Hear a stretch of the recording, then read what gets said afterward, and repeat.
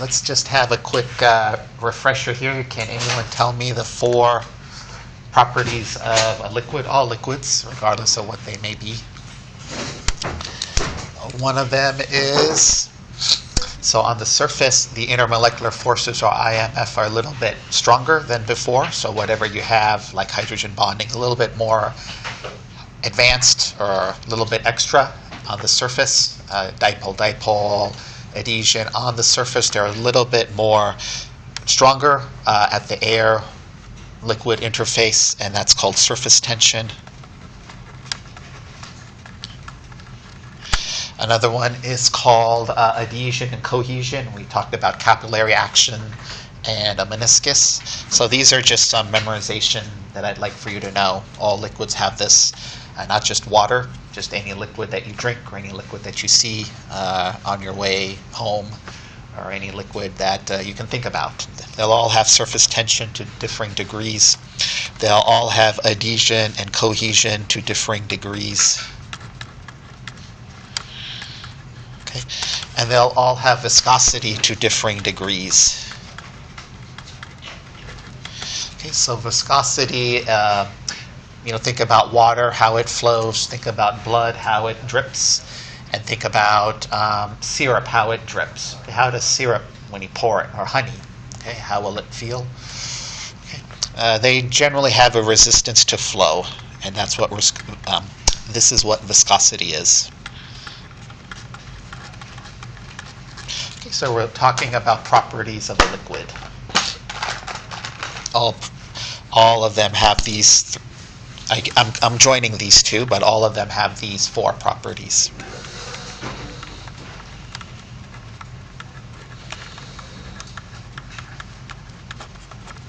Properties of liquids. Okay. So, have you guys heard of glycerol? Oh, you guys have? Okay. Asia has. Okay, anyone else? Glycerol, maybe antifreeze, polyethylene glycol, antifreeze. So all of those, what do you think? Are they viscous or not viscous, based on your experience? More viscous. They're more viscous, yes, that's correct. So the reason why they're more viscous is because they have a lot of OH groups.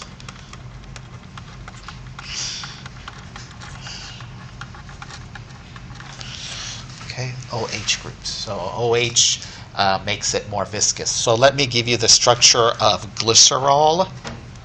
Have you heard of this molecule? I think you can even buy it at some of these CVS pharmacies, what have you. So the structure of glycerol is like this. Okay, you do not need to know this structure. I'm just showing it to you. I think the structure of glycerol is like this.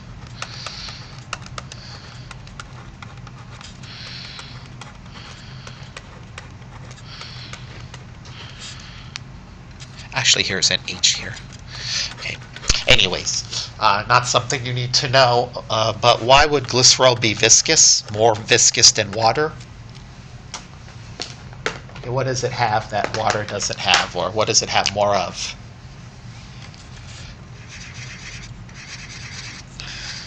Okay. It has more of that OH group. So anything you have more OH groups, it's going to be more viscous. So more viscous, lots of OH groups. Why do you think having a lot of OH groups would make something more viscous? Because of hydrogen bonding. So more OH groups, more what? More OH groups, right. More OH groups, more hydrogen bonding.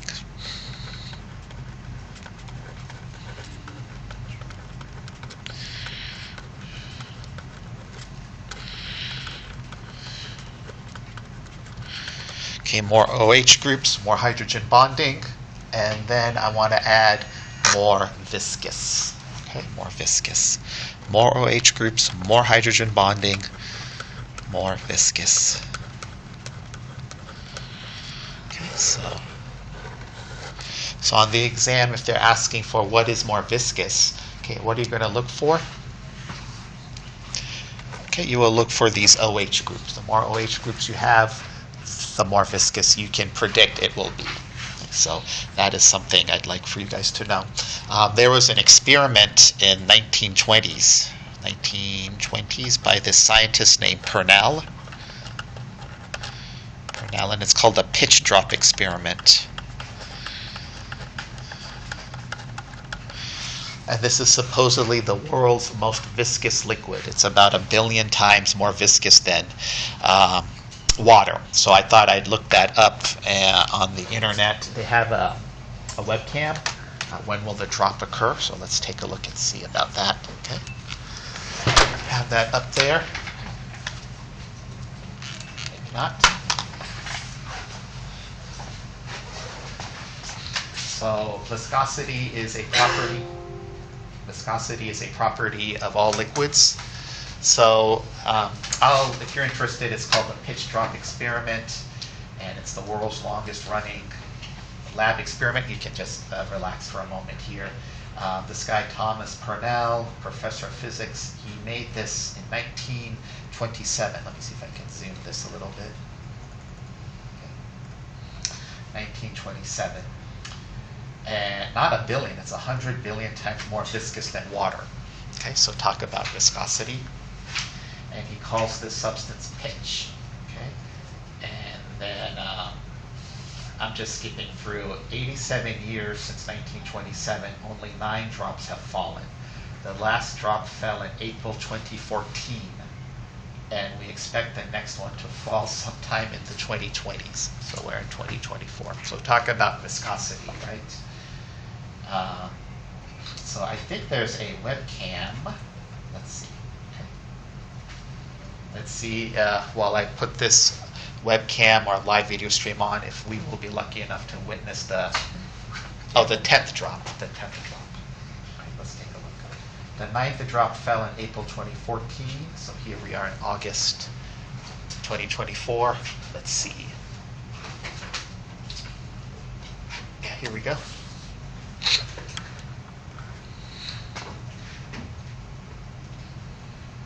Started in 1927. 9 drops since 1927. Okay, so that is viscosity. This professor of physics called it pitch, the pitch drop experiment. Right, so what are the 4 properties of a liquid? Surface tension. Okay, that's in our lung. Adhesion, cohesion. And then a very extreme, wicked example of viscosity. Okay, so what gives something viscosity? OH groups. More OH groups. And what do OH groups do? H bond. Yeah, so more OH groups, more hydrogen bonding, more viscous. Okay, think about glycerol, think about antifreeze. Those molecules have a lot of OH groups. So, and they hydrogen bond with each other, and then on and on and on. So that network of hydrogen bonding makes it very, very viscous. Viscosity means it's going to gloop, okay? It flows like a syrup, okay? Flows like a syrup. All right, so it looks like we will miss out on the 10th drop because wouldn't that be nice on your birthday, the 10th drop came? And we are 19, okay? People watching. Okay, so the last one was what, 2014? Yeah. Last one was 2014, if I remember. Okay, so let's go back to our lecture here. Let me get myself settled. A very extreme example of a property of liquid that we call viscosity. Very extreme.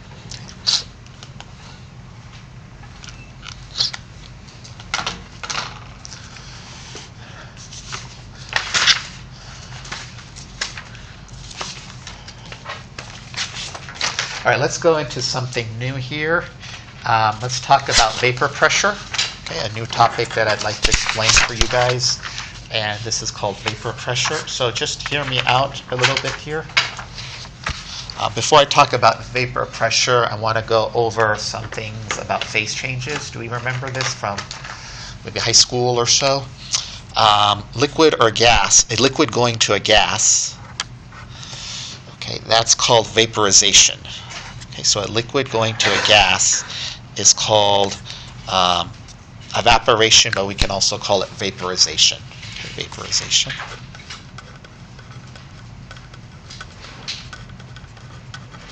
Okay, this is a liquid going to a gas. Okay, that's what we're going to call a phase change. Okay, changing phases.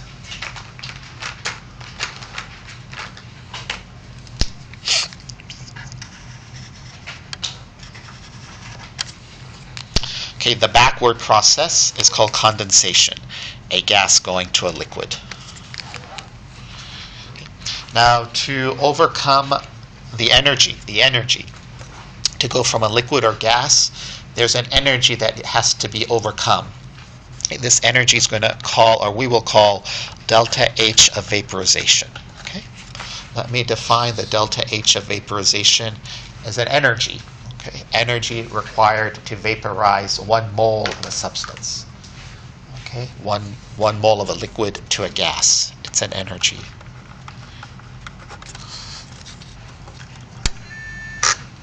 The energy required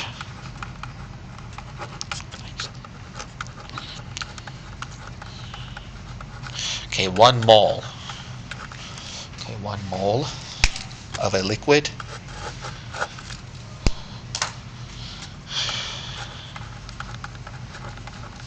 to vapor. We'll call it vapor. Okay.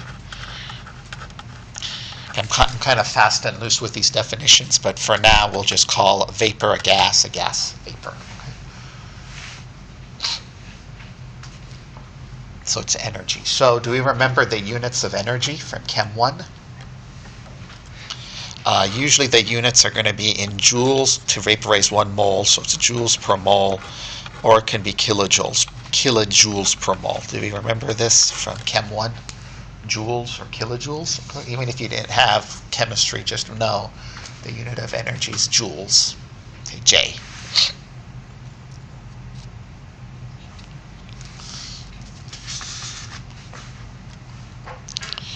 All right, so now I want to introduce to you guys a something called vapor pressure. Okay, this is the next thing I want to talk about. Okay. So let me define vapor pressure here. Vapor pressure, let me read it out. It's the pressure exerted on the surface of a liquid due to the dynamic equilibrium of evaporation and condensation. So let's write that down. It's a pressure. Okay, pressure exerted on the surface of a liquid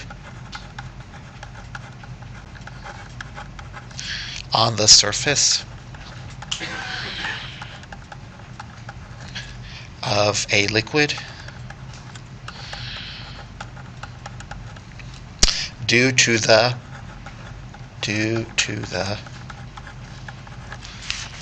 pressure exerted on the surface of a liquid due to the dynamic equilibrium. Okay, dynamic equilibrium.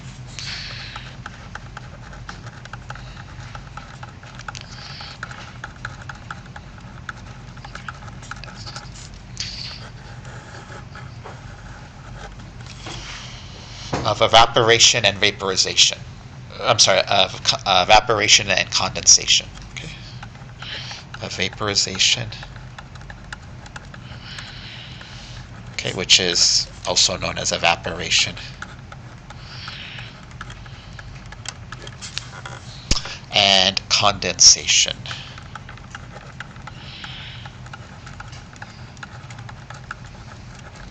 Okay, vapor pressure we will define as the pressure exerted on the surface of a liquid due to the dynamic equilibrium of vaporization, also known as evaporation, and condensation.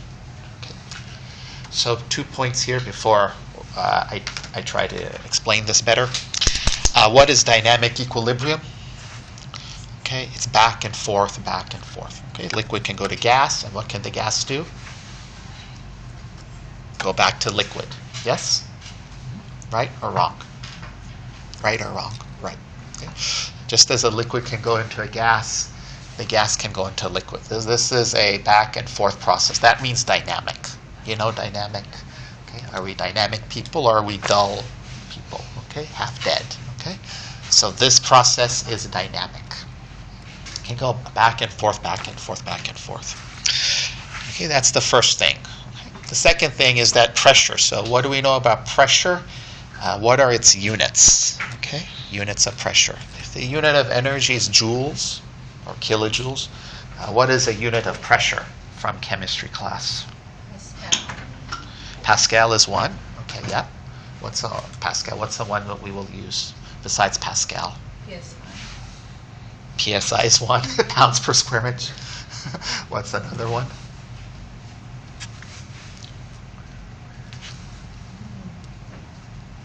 How about atmospheres? So we will use PSI. We can use pounds per square inch. We can use Pascal, but we'll also use atmospheres and another one. Actually, let me write Pascal here. That's fine. What other units? Millimeters of mercury. Do you remember these units? Do they ring a bell? Yes, somewhat, slightly. So these are pressures. Okay, so when it asks for on a test question, what is the pressure? Are you going to put the answer in joules? Okay, we're going to put the right units. Okay, so what is the pressure? Don't say 10 milliliters. Okay, say 10 atmospheres or 10 pascals or whatever. Okay, it's a pressure. All right, so it's a dynamic equilibrium. It's an actual pressure. Actually, I think in the weather, don't they measure the pressure systems in millimeters of mercury? I believe your thermometers in millimeters of mercury. All right, so now let's talk about vapor pressure here. So imagine I have two beakers. Two beakers.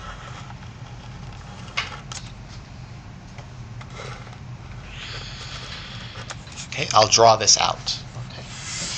One beaker, okay, here's one liquid. Here's another liquid. One liquid, we're going to fill it with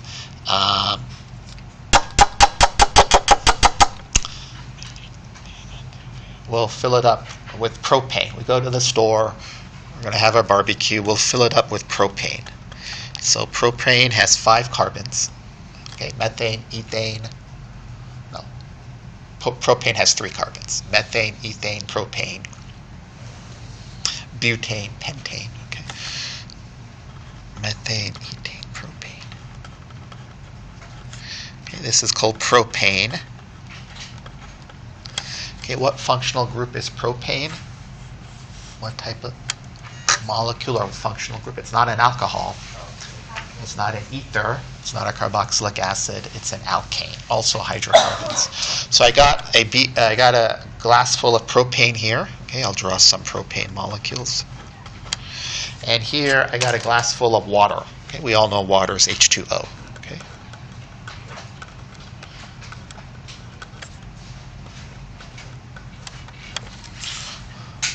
So I got water and propane.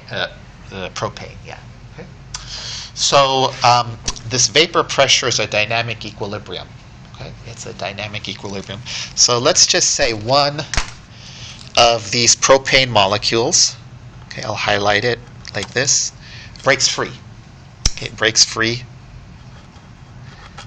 and it evaporates. Okay, and it evaporates. Breaks free, and it just goes to the atmosphere. Okay.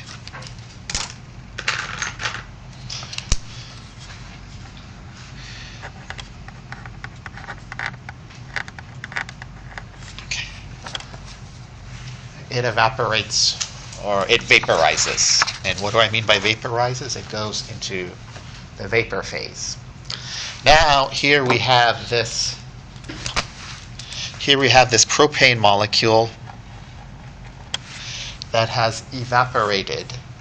What can it do as it's formed a vapor? What can a vapor do? Okay, it's a vapor, it's a gas, and what do gases do? They exert a pressure. Okay.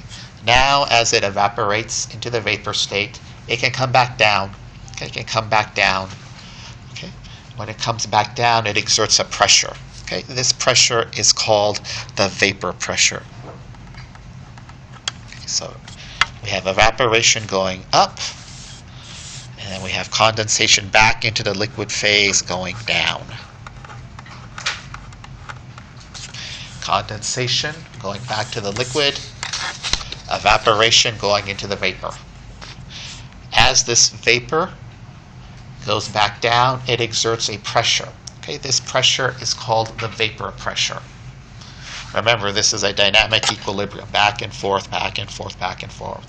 Evaporate, condense, evaporate, condense, evaporate, condense. Okay? As it evaporates, it becomes a vapor. Okay, you may know it as a gas, but I'm going to call it a vapor. Now, as a vapor, it can go back down, exert a pressure on this surface, exert a pressure on this surface, until it comes back into the liquid phase. That pressure that it exerts is called a vapor pressure from this back and forth dynamic equilibrium. We can do the same thing with water. Okay. Water, let's say, breaks free. As it breaks free and evaporates as a vapor, what can it also do? What can it do? It can go back down and condense. When it condenses, what does it exert? Vapor pressure. Okay, so this back and forth, back and forth. As it goes back down is a vapor pressure. As it goes back into the liquid phase, it exerts a pressure. You see, any gas exerts a pressure. Okay, a lot of gas, a lot of pressure. If I had this whole class and put it in the closet, I'm teaching class in the closet, you'd feel the pressure. Okay? So just like that, any type of gas exerts a pressure. Here, the vapor is exerting a pressure on the surface of the liquid, on the surface of propane, and on the surface of water. It's this dynamic equilibrium. So a question for you guys, which one of these, propane or water, would you guess would have the higher vapor pressure? Would it be propane or would it be water? Propane or water? What do you guys think? Water would have the higher vapor pressure, so it would exert more vapor, or it will become a vapor more easily. So what holds together propane? What is its main IMF? Dispersion. Very good. Nice. Okay, nice job, whoever said that. I think. And what is water? What is the main IMF in water? Excellent job. Hydrogen bonding. Okay, so water we know is polar, but besides being polar, extra special facet of water is that it can hydrogen bond. So having known the main IMF, the main intermolecular force for propane and water, what do you think would vaporize more easily? Propane would vaporize more easily. This is a weak force.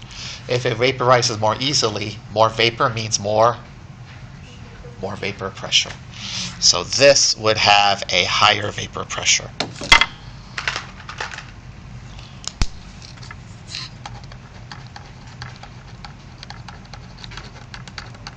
And this would have, if you compare these two, a lower vapor pressure.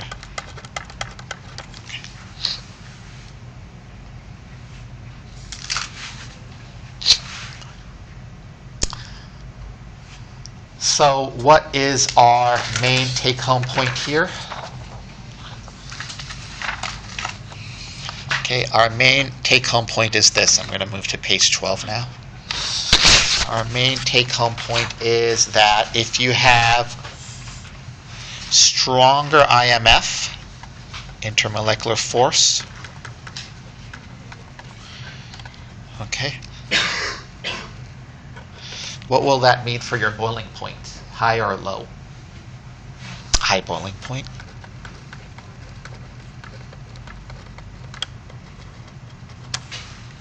What would that mean for your vapor pressure? High or low? Low. Okay.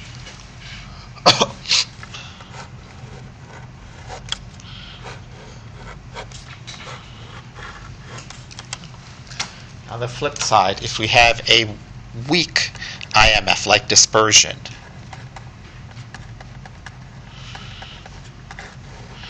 okay, what will our boiling point be? Okay, it'll be just the opposite. Okay, low boiling point. Okay, what about the vapor pressure though? What will the vapor pressure be? High vapor pressure.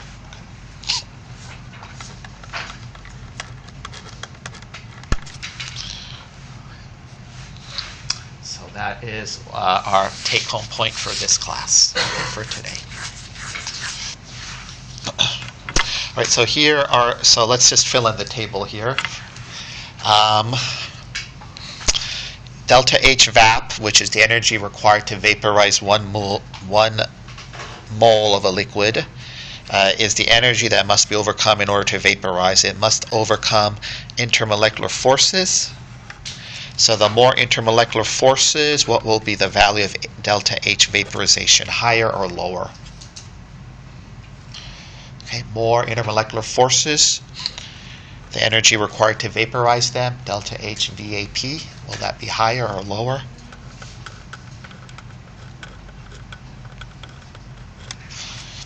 The more intermolecular forces, it will take more energy to vaporize them, right?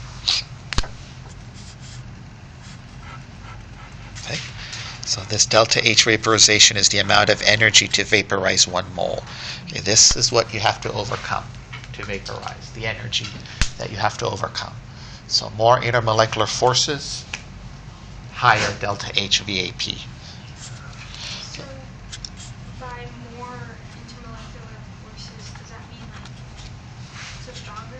Like a hydrogen bond, yes. Or ionic, yeah. Correct. All right, so stronger IMF, like hydrogen bonding or ionic. Higher boiling point, lower vapor pressure. The energy required to vaporize that molecule will be high or low. But it has stronger intermolecular forces. I was like confusing it in my head.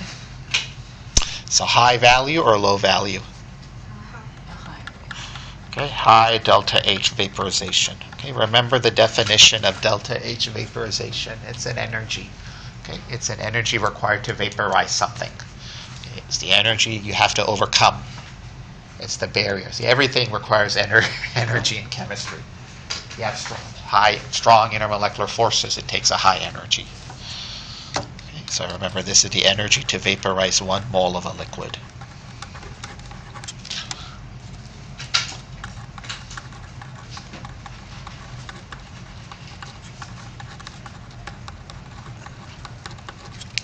If you have weak intermolecular forces, like, Leslie, like dispersion, which is kind of weak, that means a low boiling point, high vapor pressure because it loves to form a vapor. It's so easy. It's very easy to evaporate because it's very weak intermolecular forces. What do you consider for the delta H vaporization? The energy, higher or low to vaporize it? It'll be low to vaporize because it's held together by weak intermolecular forces. So the energy required to vaporize that value will be low. Okay. Again, this is the energy to vaporize 1 mole of a liquid.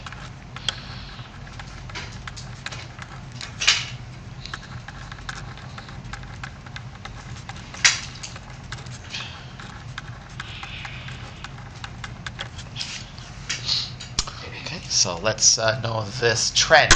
Let's know this for the exam. All right, weak IMF, we're talking about dispersion mostly. Low boiling point, high vaporization, low energy required to vaporize it. Strong forces holding the molecules together, high boiling point, more energy to make it boil. Low vapor pressure, cannot form a vapor very well. High energy required to vaporize this.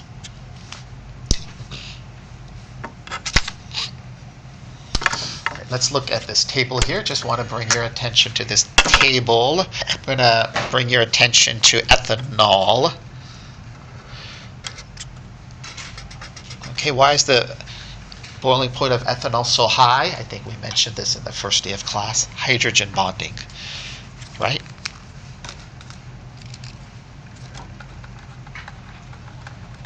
Okay, why is the boiling point of methane so low?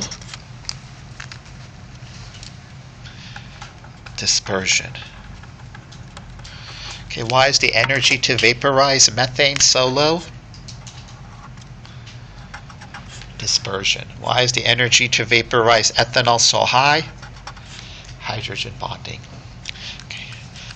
Why is the boiling point of water so high at 100 degrees? Hydrogen bonding. Why is the energy required to vaporize water, to vaporize it, 1 mole of water? Why is it so high? 40,000 joules? 41,000 joules? Why is that value so high? What are you breaking apart? Breaking apart the hydrogen bonds.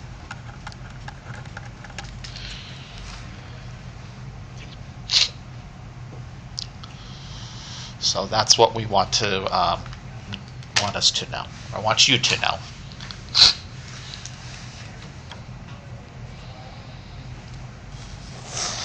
What's the difference really between Go ahead. because like the boiling point and the vaporization is kind of like doing the same thing. That's what boiling is vaporization, or when it starts to vaporize. Correct. But this is a temperature and that's an energy. And this is an energy per mole, per 1 mole. So, yeah. So this is the temperature that, one property makes it boil.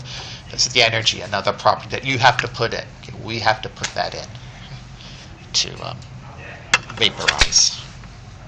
Okay, good question. Allison, is that here? Okay, good. Slowly learning everyone's names. Slowly.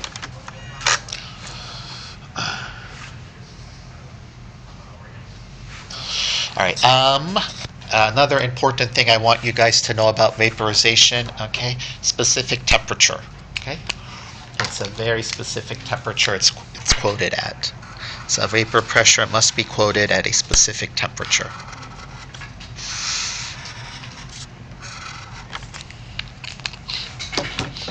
So if you change the temperature of a substance, okay, of a liquid, okay, what will you do to its vapor pressure?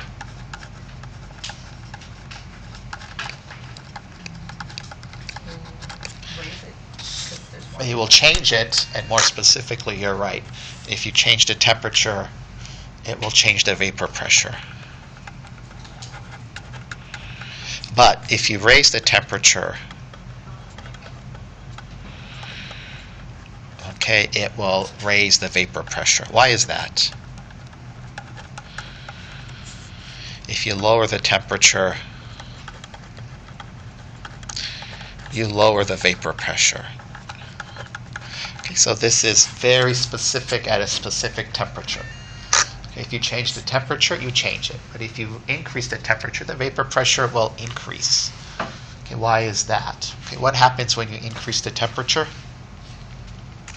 What happens to the molecules? They move around. They move around. If they move around and get more kinetic energy, what is the propensity for them to do? Go evaporate.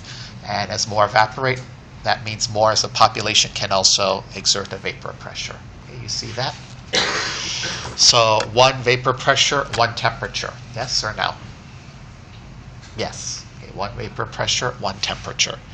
Change the temperature, change the vapor pressure. If you lower the temperature, what do the molecules do? Okay, they don't move as fast. So if they don't move as fast, if they slow down, the motion slows down, less likely they can evaporate. And as the less likely they can evaporate, the less likely they could go back down and exert a vapor pressure. So vapor pressure is quoted at a specific temperature.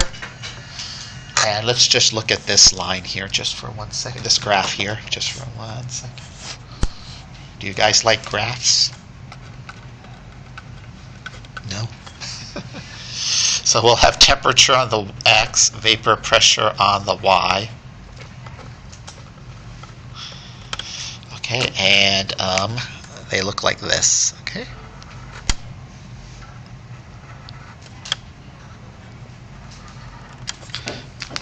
That's what it looks like. That's the profile. That's the profile of the graph, vapor pressure versus temperature. All right, if at 1 atm, okay, if I take this and go all the way down to its temperature. If I take this, go all the way down to its temperature. If I take this and go all the way down to its temperature, at 1 atm, we get what's called the normal boiling point. Normal boiling point.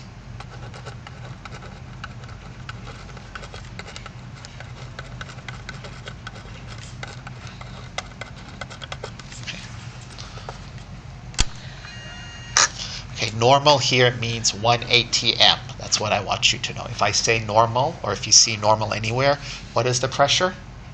Not psi, not mm, millimeters of mercury, not, what was the other one you mentioned? Anyways, all these weird pressures, not pascals. It's 1 atm. So normal means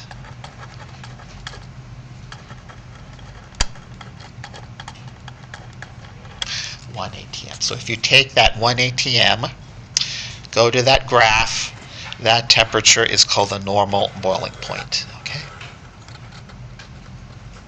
Normal.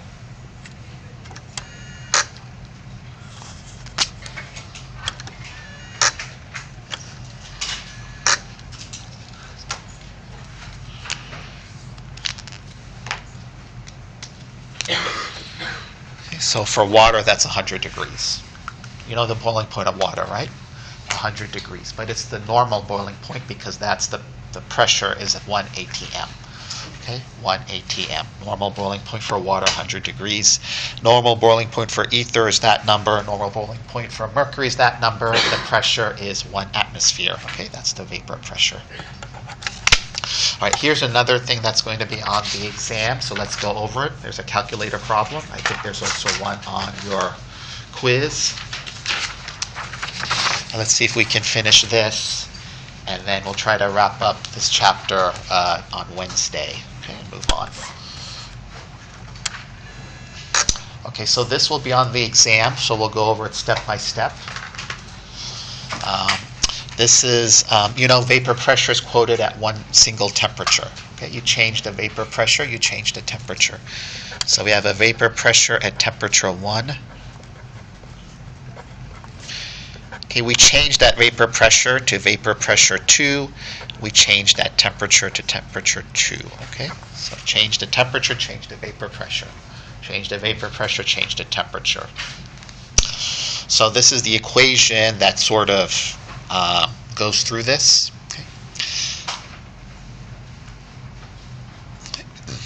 So I'm going to give you the equation that I'm going to put. So this is one equation, but this simplifies. This simplifies, and I'll give you this equation on the exam. Okay, so this is one version that's in your textbook. Here's another version that. Okay, vapor pressure 1, vapor pressure 2 is equal to delta H vaporization over R. Okay, I'm going to split apart this fraction. I'm going to split apart this fraction 1 over T2 over 1 minus 1 over T1. 1 over T2 minus 1 over T1. So this, you don't have to memorize this. I'll give this on the exam. Okay, so this and this are the same. So if I give you this on the exam, make sure you know how to do the problem. If I give you this, it's the same thing, I promise you. You can also do this on the exam as well. Okay. This and this are the same. I just took 1 over minus T2 minus 1 over T1, and I split that fraction apart. All right, so what are these terms here? Okay, so P1 is vapor pressure at temperature T1. What is P2?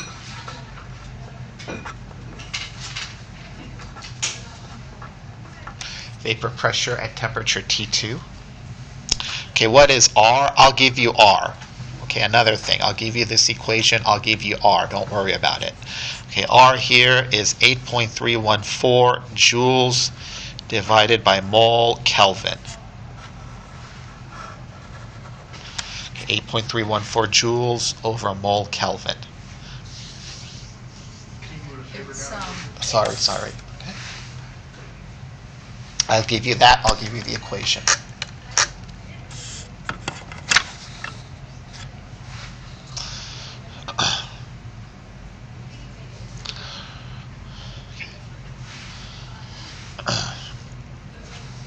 joules over mole Kelvin. This is the constant. Delta H vap depends on what substance we're looking at here, okay, whether it's water or ethanol or mercury or whatever, your delta H vap. And then another thing, T1 and T2, temperature 1 and temperature 2.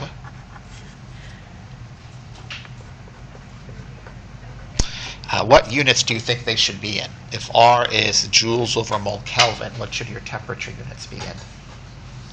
To get the units to cancel.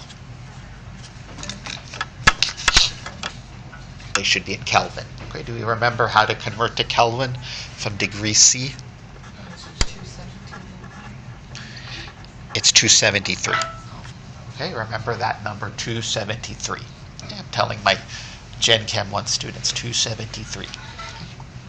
It's actually 273.15, but 273 is fine. All right, I'll give you this. You don't memorize any constants. Just remember, put it in Kelvin. That I will not tell you, okay? And I won't. You don't have to memorize this equation.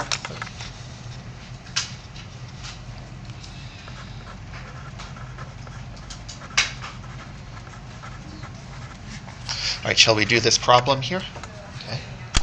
We'll do this problem and we'll end our class. All right, the vapor pressure of ethanol is 100 millimeters of mercury at 34.9 degrees C. What is the vapor pressure at 63.5 degrees C? The delta H vaporization for ethanol is 39.3 kilojoules per mole. Okay, so here we have vapor pressure 1 at T1. Here we have T2, but we do not know vapor pressure 2. Okay? So vapor pressure 1 at this temperature, and then what is the vapor pressure when we change the temperature to 63.5 degrees C? Okay, so on the exam, if you get something like this with different numbers and different substances, okay, what will you do? Okay, to me, the first step is to convert delta H vap to joules over a mole. Okay, why joules over a mole? Because of the constant. Correct. So step 1 would be convert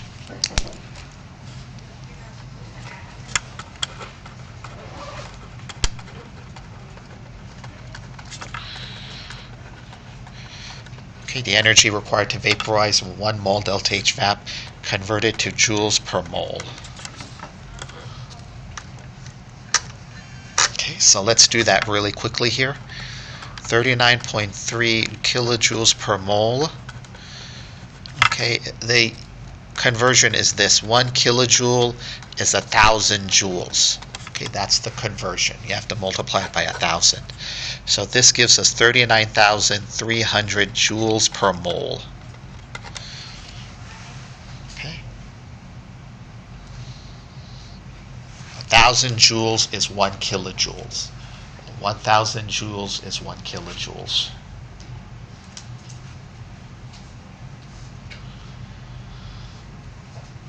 Okay, got 5 more minutes. Let's see. It's a race against time. Time, 18, Leslie, right? Leslie, is that her name? Yeah. 18 is a race against time. Tomorrow you'll be like 28. Like, where did this all go? I wish I was 18. I know. Well, I think, yes, some of it I wish I was not, but some of it I wish I was. Maybe just like physically. And my parents, no, my mom was alive, my dad wasn't alive. But anyways, it was also tough at 18, but I still wish I was 18. There's no phones. Okay. So I don't know how I got distracted, but We're talking about how we don't have time. yes, I was trying to finish this off in 5 minutes. So and so Leslie can celebrate her birthday. So we convert this to joules per mole, and the next thing I want to do is convert the temperatures to Kelvin.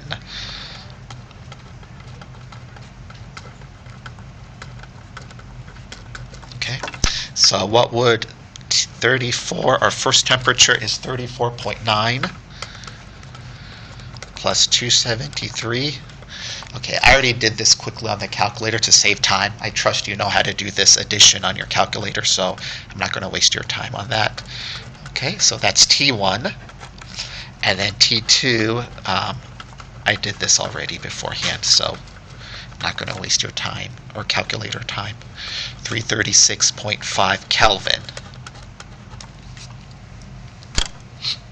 Okay, so we got our T1, T2, and now we're going to plug it into our equation.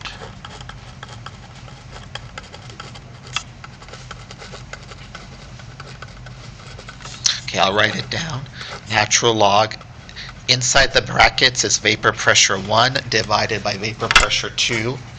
This equals to the delta H vaporization, which given to us, 39,300 joules per mole, divided by R, I'll give you that, 1 over T2 minus 1 over T1. These temperatures have to be in Kelvin. All right, let's plug stuff in, okay? Natural log of P1. Now, I just want to tell you this. You don't put units inside the natural log. That's a math thing. Okay, rule of math, no units in the natural log. So once we solve for it, we put the units back in. And what would our units be? Right, millimeters of mercury. So no units inside the natural log. So I'm just going to go 100 divided by P2. Okay, the delta H vaporization we calculated up above is 39,300 joules per mole.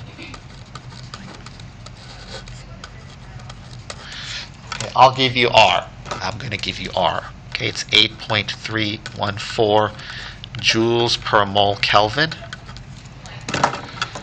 And then 1 over T2, T2P2, T2 is 336.5.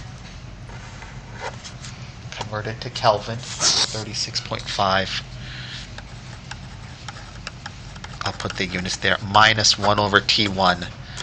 T1 is 34.9. We converted it to Kelvin and got 307.9.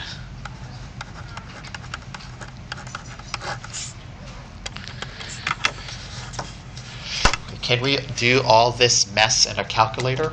Okay. I can't, not a phone calculator, but a normal calculator. Okay, I'm going to do this minus this first. Okay, if you have your calculator, follow along. Okay, and then I think we'll end it there. Okay. Okay, 1 over 336.5 minus 1 over 307.9 minus parentheses 1 divided by 307.9. Close the parentheses. Okay, do however you need to do it. Okay, I got this weird number. 1 over this minus 1 over that. Times 39,300. Times 39,300. Okay, this I did on my calculator times this. And now I'm going to divide by 8.314. I'm getting negative 1.3048. I'll put some extra digits here, okay? 1.3048. Okay, the kelvins cancel. The joules per mole cancel. The joules per mole cancel. So it's negative 1.3048 equals the natural log of 100 over vapor pressure P2. So to get that natural log out and solve for P2, we're going to do the inverse natural log. This is step 4, and then we'll end the class for today. Okay, to solve for P2, okay, we will take not the natural log, we take the inverse natural log. The inverse natural log is E. You see this on your calculator? Above the natural log E. They're inverses of each other. They're complements, inverses. So to solve for P2, we take inverse natural log of both sides. Okay, the inverse natural log is called E of both sides. So e to the power of natural log of 100 over p2, e to the power of minus 1.3048. Okay, what is e to the power of natural log of 100 over p2? Okay, e to the power of natural log of anything, because they're inverses, it brings it down. Okay, it will bring it down. So e to the power of natural log of 100 over p2 is 100 over p2. E to the power of this number, we'll do it on our calculator. I did it already just to save some time. I got 0.2712. And then we'll solve for P2 in Wednesday's class. So to go from here to here, you have to do the inverse natural log, which is E, and we'll talk about that on Wednesday. Okay, Wednesday. So see you all on Wednesday. Have a great day. I hope you have a good day, Leslie. Take today to celebrate.